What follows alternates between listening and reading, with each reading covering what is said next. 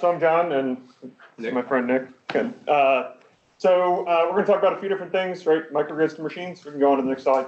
So we are from MITRE. We work at the NCCOE, the National Cybersecurity Center of Excellence. I'm going to try and hit you with all the acronyms right up front.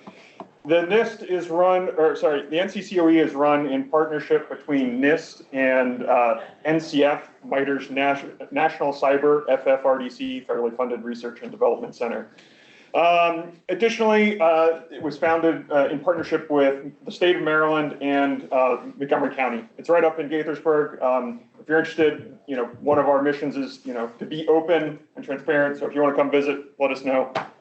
We are now reopening, and so tours will resume soon. Right, so we want to do solution-driven, collaborative cybersecurity demonstrations, right? We can go on to the next slide. So we want to do this in a number of different ways, right? We want to help improve the learning curve, help improve the learning, distribute the information about what is going on in cybersecurity, and actually improve the use of cybersecurity in industry, right? We don't want to just demonstrate something. We don't want to just innovate something. We don't want to say AI is the next thing. We want to say this is something you can use in your electric utility or in your manufacturing plant today. We can go on to the next slide.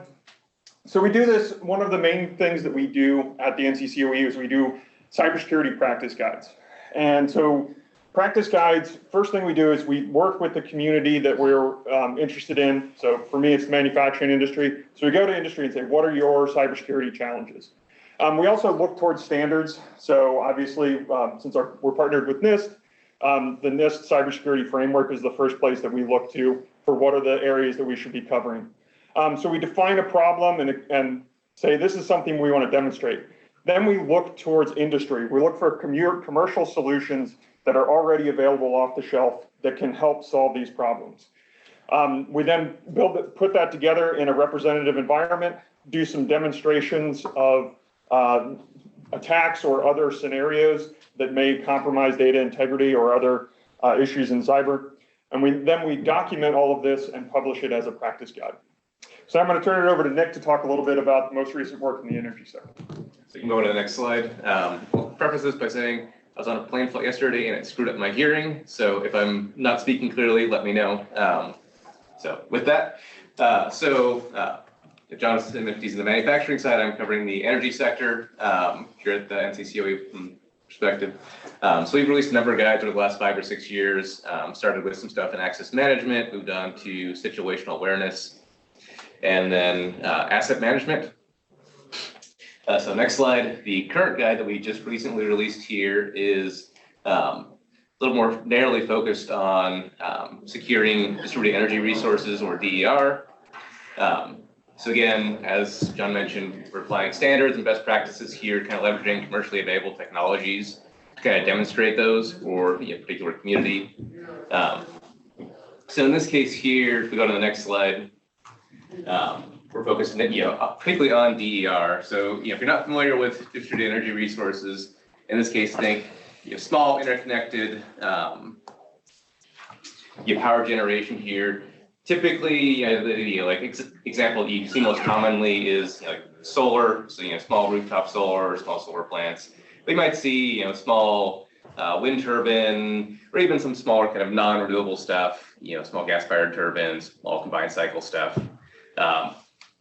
But in our case here, we're really focused on this aspect of lack of trust in both the network connecting the DER to the utility, and often in this case, those are going to be different organizations, and the lack of trust between the DER operator and the utility in their respective systems. So that's the question there. How can we establish trust in the communications between those two organizations? So we'll go on to the next slide. So often when we think about building out these example systems, we try to build a couple of cyber attack scenarios to throw against them, because we are the National Cybersecurity Center of Excellence. We want to make sure that the builds that we're talking about here, are secure from a cyber perspective. So in this case here, we drove these from some of EPRI's NEST core scenarios. If you're not familiar with them, That's a set of attack scenarios that Everett built out. I think the most recent one was from 2015, but they're still pretty solid breakdowns of scenarios. Here we're looking at kind of broadly a couple of buckets, gaining access to the DDR, even something as straightforward as assuring that stuff isn't directly connectable from the internet. I think people in the room will recognize that if we were to run Shodan on some of the ICS protocols, we're going to see far more of those devices just floating on the network, especially when we're talking about smaller DDR than we would hope for.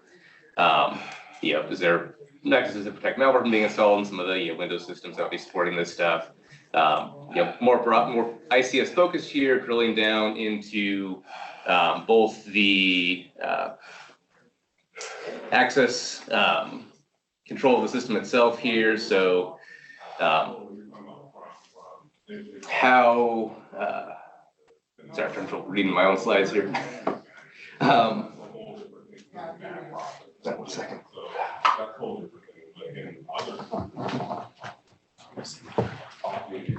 So in this case, we're talking about industrial protocols with lack of integrity and confidentiality in them. So the question here is, an adversary is on the network. What mechanisms are there to protect it from being snooped on by an adversary, being able to kind of profile the communications between the operator and the infrastructure? What mechanisms are there to protect the communications coming from the DDR infrastructure back to the operator? How do we know that those aren't being manipulated by an adversary? And then kind of flipping that around, how do we ensure that the infrastructure itself is receiving commands from the operators, not an adversary, again, because these protocols are often relatively unsecured, lacking any authentication, encryption mechanisms by and large. So if you go to the next slide, this kind of breaks down some of the capabilities that are demonstrated in this guide. On the lower left-hand corner there, which may or may not be legible from the room, is the link to the guide itself. If you can't read that, you just Google the NCCOE and look for the energy sector stuff, and you can find it pretty easily there.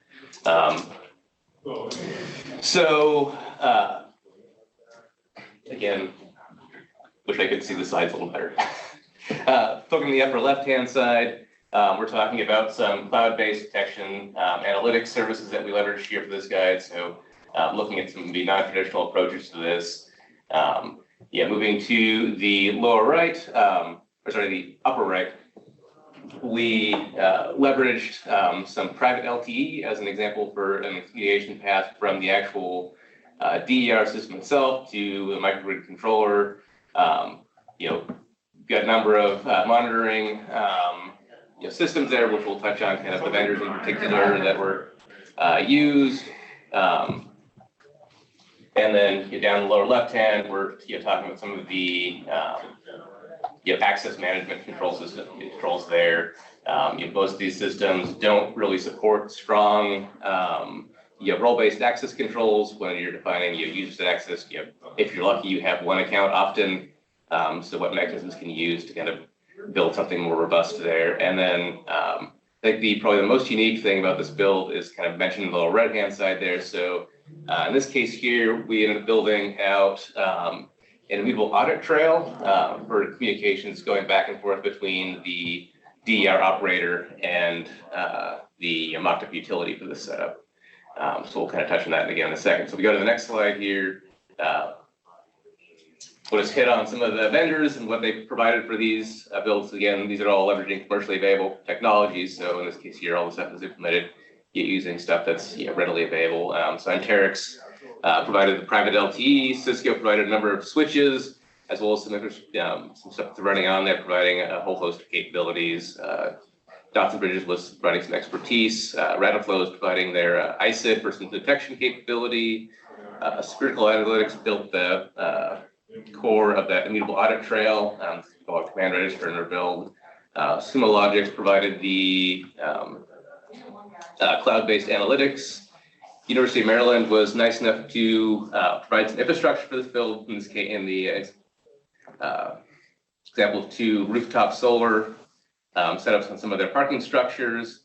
TDI is the provider of the role-based access control, and then Zage provided some detection capability on the device levels. So go to the next slide here, we can kind of see the build in question here. And again, apologize for everyone in the room. This is probably completely illegible, so I'll just go ahead and say sorry for that. But you kind of look at this at a high level here. On the right-hand side, you have the DER, kind of microgrid setup here. On the left-hand side, you have the utility. So if we track this from the right-hand side, you've got the actual DER infrastructure going up through through a private LTE back to a system that's emulating a microgrid controller. It's basically a VM running some Modbus commands speaking to that DER system, served it up to a front-end processor, and then that's passed along to the utility setup. In this case, each of the three systems that's handling the data in transit there, the microgrid controller, the front-end processor, and the distributed ops center, is writing values to that immutable ledger as it's passing along through there. So additional, a couple things you can see there. Lower left-hand corner is the cloud setup for the cloud's analytics. In this case here, it's doing some analysis on some syslog messages that are getting passed up there. And then the right-hand corner there, you can see the TDI Technologies access control setup. And it's providing secure to some of the management consoles for various services. In the middle there's a whole bunch of Cisco equipment providing a whole host of things from identity management through ICE, and some detection and access control. And with that, we'll hand it back to John for manufacturing. Thanks, Nick. We can go to skip ahead 2 slides. So we're going to talk about the manufacturing sector. So as I mentioned before, we try to base things off of the cybersecurity framework. So as everybody knows, identify, detect, protect, respond, recover, right? So we're actually able to leverage the energy sector's work for identify. And so we actually went ahead and skipped directly into protect and detect. We can go on one more slide forward.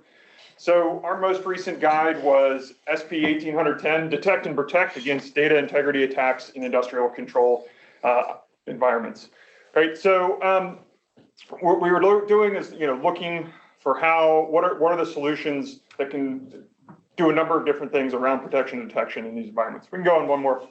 No, we'll stay here for a second, right? So, no, I'm trying to remember our slides. Go one more forward. So I wasn't sure what audience would be here, but just as a reminder, what are the threats that manufacturers are facing, right? So it could be an outside attacker that's looking to ransomware a facility to gain some financial interest. It could be an advanced specific, it could be a nation state looking to make a point, looking to cripple a critical industry.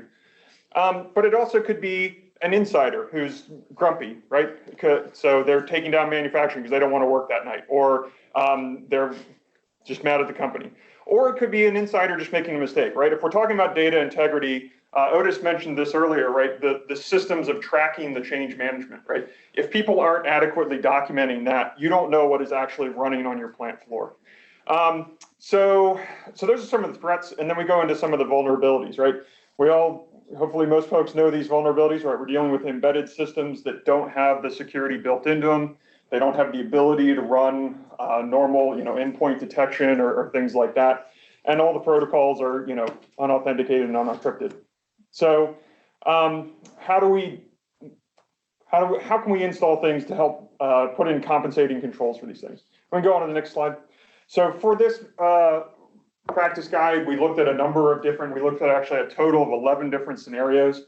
And so that ranged from looking for things that were protect and end host. In this case, it was largely like HMI stations or engineering workstations. But then we also looked for network activity, such as something like adding an additional device. We can go on to the next slide.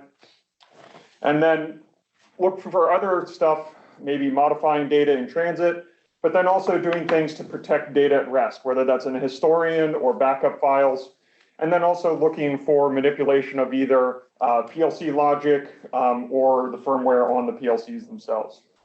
So we can go to the next slide. So these 11 scenarios were identified to help demonstrate these specific capabilities, right? Application allow listing, behavioral anomaly detection, hardware, software, firmware modification at all levels, for file integrity, both at end hosts as well as back-end servers, and then user authentication and authorization, and then also demonstrating secure remote access. If we go on to the next slide, we can see we had a number of different collaborators. This was a fairly large practice guide, so we had a lot of collaborators involved. So we had products that were demonstrating behavioral anomaly detection, such as Dragos's platform, Forescout, Tenable, and Microsoft's Azure for IoT.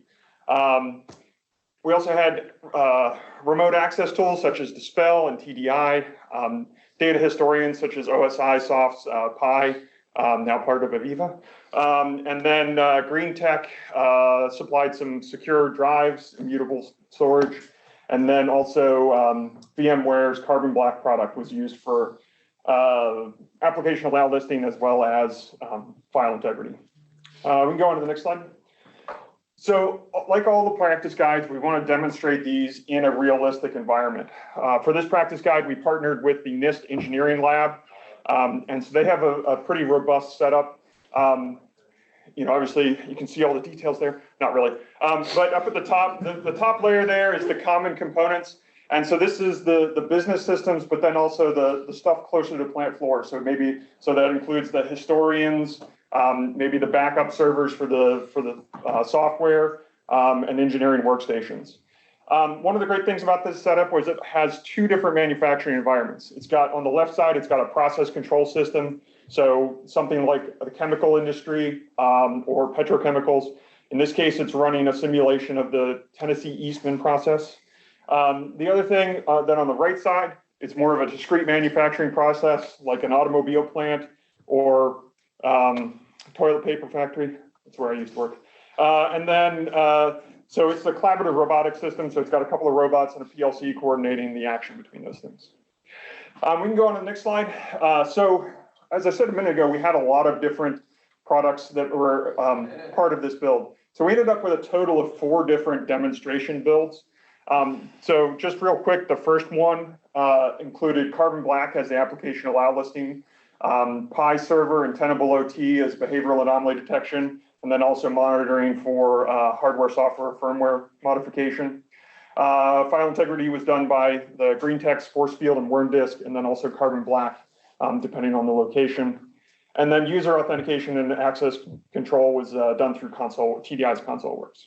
So if we go to the next slide, what we can see is that these 4 builds were then distributed across the 2 different environments.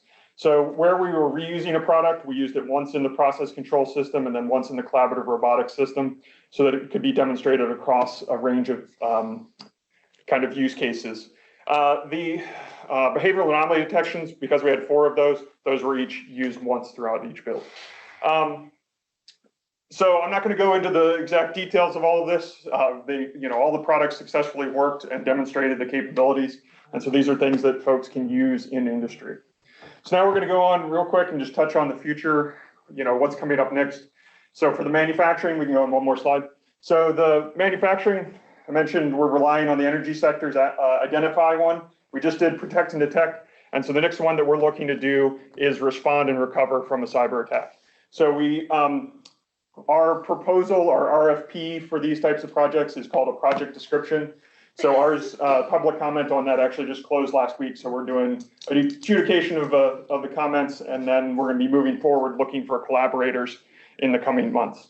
We'll get a picture of the slide of the facility that we're building at NCCOE, but I'll turn it over to Nick for a moment to talk about what's next in the energy sector. Yeah, so what we're working on right now in the energy sector is cybersecurity guidance for smart inverters. So this is a little bit different than the practice guides we've kind of previously talked about. It's going to be more of a traditional set of security guidance focused on, like I said, smart inverters. So the actual inverter side of the DER as opposed to the overall system. So we're actually working on that right now. So again, if you're interested in collaborating on that particular project, feel free to reach out to us. The last bullet there is a link for joining the communities of interest. So there's a number of communities for each of the different sections in the NCCOE. We'll have regular meetings that'll get you updates on work going on in the NCCO in those spaces. So that's an easy way to reach out to the communities here. Yeah, and so we'll put out that call for, collaboration or, call to action.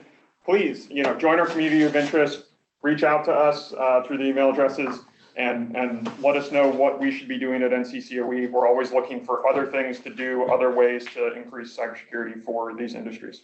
So we got a few minutes for questions. We can go to the next slide and just see, this is the new lab we're building. I got a robot, so I installed the robot and so PLCs, and we're working for that for the next stage.